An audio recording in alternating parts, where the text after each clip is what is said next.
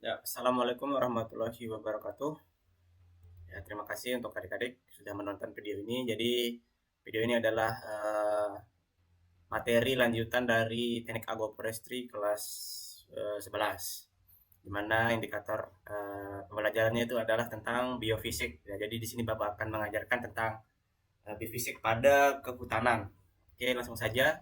Sebelumnya Bapak memperkenalkan diri, nama Bapak Miftahul Irsadi Purnama dari eh, jurusan Kehutanan Universitas Mataram. Jadi Bapak guru baru di sini, jadi akan mungkin kedepannya besok kita akan silaturahmi ya, bertemu dulu. Oke, kita lanjut saja.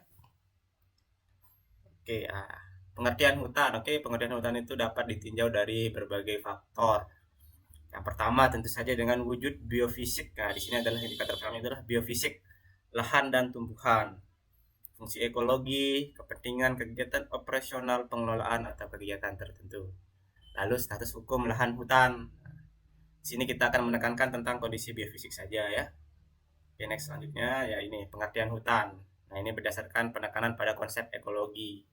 Menurut Sharman, tahun 1992, hutan itu adalah suatu komunitas tumbuhan yang didominir pohon-pohon atau tumbuhan berkayu lain. Secara bersama-sama dan cukup rapat. Nah, ini menurut Helms, sebuah ekosistem yang dicirikan oleh penutupan pohon yang cukup rapat dan luas. Ya, sering kali terdiri dari tegakan-tegakan yang beraneka ragam, seperti komposisi jenis, struktur, kelas umur, dan proses-proses yang berhubungan atau saling berinteraksi. Nah, ini menurut Departemen Kehutanan tahun 1989, yaitu ekosistem yang bercirikan liputan pohon yang cukup luas, baik yang lebat atau yang kurang lebat. Nah, jadi itu adalah pengertian hutan ya, menurut berbagai sudut pandang.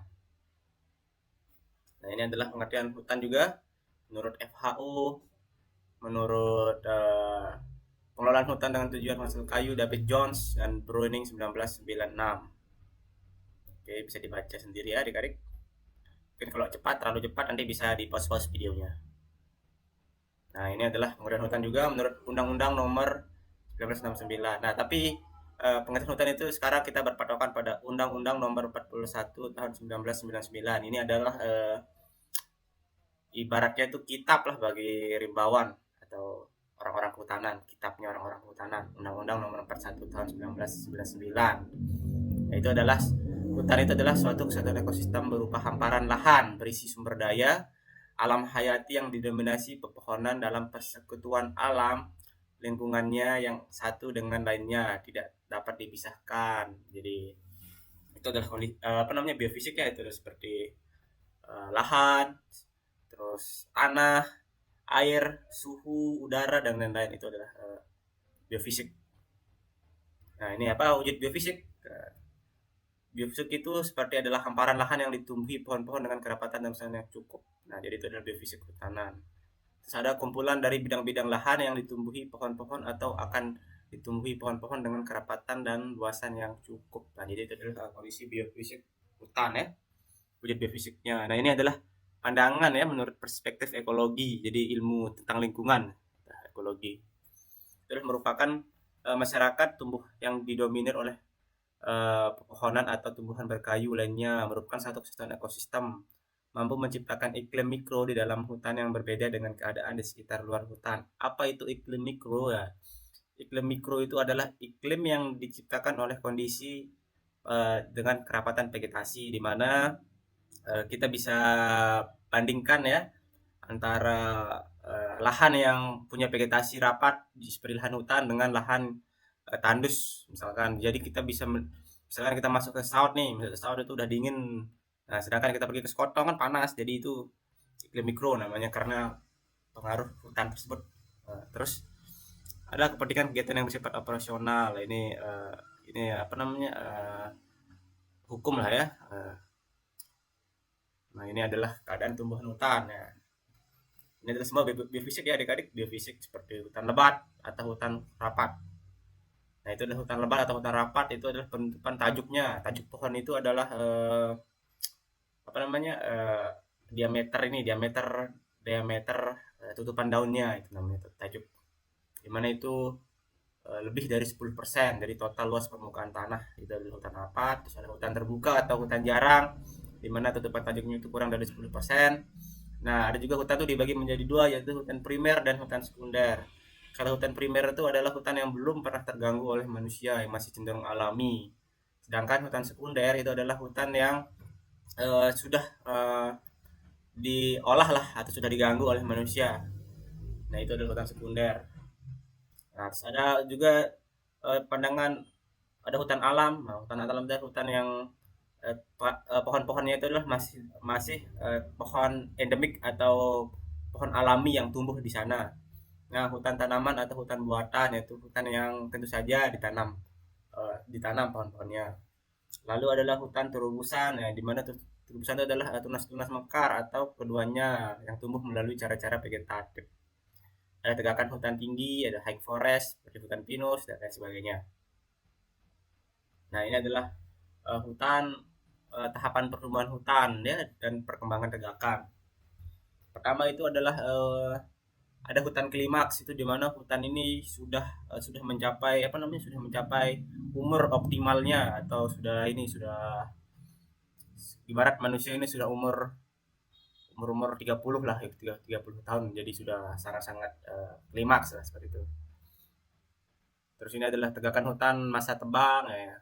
Tegakan hutan seumuran yang pohonnya telah memenuhi standar untuk ditebang. Hutan normal, hutan seumuran, dan hutan tidak seumuran. Nah, adapun komposisi jenis pohon itu adalah hutan murni atau homogen, di mana ini cuma satu jenis ya. Satu jenis pohon. Homo itu artinya satu atau gen. Jadi satu jenis. Jadi hanya satu jenis seperti hutan jati, hutan pinus, hutan mahoni, hutan sengon. Nah, itu namanya hutan homogen atau hutan murni. Nah, hutan campuran atau heterogen. Heterogen itu artinya dicampur. Jadi ini adalah hutan itu memiliki kayu itu berbagai macam jenis pohon. Nah, ada hutan perdu. Hutan perdu ini adalah hutan yang terdiri dari semak-semak. Semak-semak ini biasanya terdapat pada hutan-hutan di daerah Sumbawa yang relatif kering. Ada hutan sapana. Hutan sapana seperti padang rumput. Yang ini hutan ini biasanya terdapat pada daerah yang kering dan juga pada daerah seperti ketinggian seperti di Gunung Rinjani, di Sembalun, di Sapana, di NTT, di Flores dan lain sebagainya. Nah, ini adalah letak geografis dan kriteria tempat. Ya, berdasarkan letak geografis, hutan itu dibagi dan menjadi hutan pantai. Itu hutan pantai itu adalah hutan yang berada di tepi pantai. Biasanya ditumbuhi seperti cemara udang dan lain sebagainya. Terus hutan dataran rendah ya di bawah ketinggian 700 mdpl. Seperti hutan yang ada di kalau di Lombok contohnya di Tahura bisa juga, tapi di bagian bawahnya, tapi ya seperti itu juga dataran rendah. Di hutan di Lombok mungkin tidak ada ya hutan dataran rendah. Terus hutan dataran tinggi, nah highland forest ini biasanya di hutan ketinggian 700 sampai 150 mdpl lah, seperti di Senaru, di KHDTK Senaru, di ya di Taman Hutan Raya, di blok pemanfaatan, blok perlindungan. Ada hutan pegunungan, mountain forest seperti di Rinjani. Ada hutan boreal, nah ini berada di daerah yang dingin seperti bagian kutub. Ada hutan ripari, ini ada hutan yang cenderung rawa. Ini terdapat di, kalau tidak salah di NTB itu ada di daerah Taliwang, itu ada rawa di sana. Nah, ada hutan hujan. Ini berdasarkan iklim ya, ada hutan hujan. Nah, rata-rata di Indonesia itu adalah hutan hujan ya. Nah, terus ada juga hutan musim. Nah, ini hutan ini rata-rata hutan hujan juga, tapi ini cenderung lebih kering. Biasanya terdapat di Pulau Sumbawa. Hutan beriklim sedang. Nah, ini biasanya berada di daerah Jepang, Cina dan lain sebagainya. Nah, hutan tropika ini berada di daerah-daerah garis khatulistiwa seperti itu, adik-adik. Nah, terus keadaan tanah. Nah, ini adalah juga biofisik. Nah, keadaan tanah seperti hutan tanah kering, hutan tanah gambut, hutan rawa, hutan mangrove. Nah, hutan tanah kering ini cenderung ada di Pulau Sumbawa, Sekotong dan lain sebagainya. Nah, kalau hutan gambut ini terdapat di pulau-pulau seperti Sumatera, Kalimantan dan Papua. Di sana ada hutan gambut. Hutan rawa, ya hutan rawa itu hutan yang telah tergenang ya, jadi banyak rawa, jadi seperti rawa itu hutannya. Terus ada hutan mangrove dan hutan bakau. Hutan mangrove ini banyak terdapat di Pulau Lombok seperti di Cemara, di Gili Lawang, Gili Sular, terus di Bangku-Bangku di sana ada taman wisata alam Bangku-Bangku, di sana hutan mangrove. Kapan-kapan bisa kita berkunjung di sana untuk melakukan observasi di lapangan ya, biar dapat ilmunya. Terus ada faktor dominan yang mempengaruhi pembentukan vegetasi, yaitu faktor klimatis atau faktor iklim, di mana curah hujan, suhu, dan kandungan lainnya itu adalah faktor iklim. Ada faktor edafis, yaitu adalah faktor yang dipengaruhi oleh keadaan tanah. Itu edafis ya, faktor tanah. Kandungan bahan organik tanah, pH tanah, tekstur, struktur, dan lain sebagainya. Ini kategori hutan menurut fungsi. Jadi ada hutan yang berfungsi untuk perlindungan. Ini cenderung berada di lahan seperti hutan yang di lereng-lereng perbukitan, terus di cagar alam dan di taman nasional dan lain-lain. Ada hutan yang berfungsi untuk produksi. Nah, ini hutan produksi untuk diambil nilai ekonominya.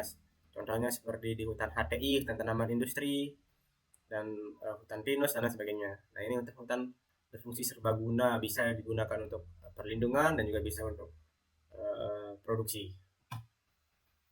Nah, juga status hukum. Nah, status hukum ini mungkin relatif ya, karena ini mungkin juga ini hutan yang berdasarkan hukum di Indonesia itu ada hutan lindung dan hutan lindung, hutan produksi dan hutan konservasi. Kalau hutan lindung itu seperti taman nasional, taman wisata alam, terus Tahura, Taman Hutan Raya, Nuraksa yang di Karangsedeban dan di Kumbi. Terus ada juga cagar alam, Suaka Marga Satwa itu adalah hutan lindung. Jadi itu ditetapkan hanya untuk penelitian, itu pun pemanfaatannya sangat sederhana. Terus ada hutan produksi diperuntukkan untuk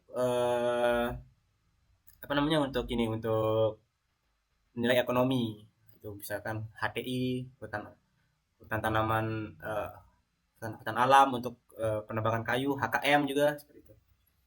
Ada hutan konservasi juga. Hutan konservasi ini tadi, mohon maaf tadi, taman nasional itu masuk ke kawasan konservasi, di mana kawasannya itu seperti kawasan konservasi itu adalah taman wisata alam, TWA, terus cagar alam, taman buru juga masuk yang ada di Pulau Muyu, itu taman buru dan lain sebagainya.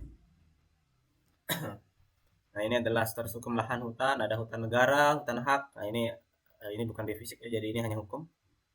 Nah, kehutanan dan lain sebagainya ya. Nah, ini ada apa namanya, hierarki, yaitu adalah manusia, flora dan fauna di luar hutan, hutan, lahan selain hutan, hutan. Lingkungan, sistem keamanan itu adalah politik, ekonomi, sosial, budaya, dan keamanan masyarakat dan ke tingkat nasional dan global. Ini sosial lah ya, manusia yang buat. Oke, oke ya. Jadi apa itu biofisik adik-adik? Jadi biofisik itu adalah kondisi apa namanya, komponen ya, komponen abiotik dan biotik yang menyusun hutan. Apa saja contohnya kawasan biofisik itu?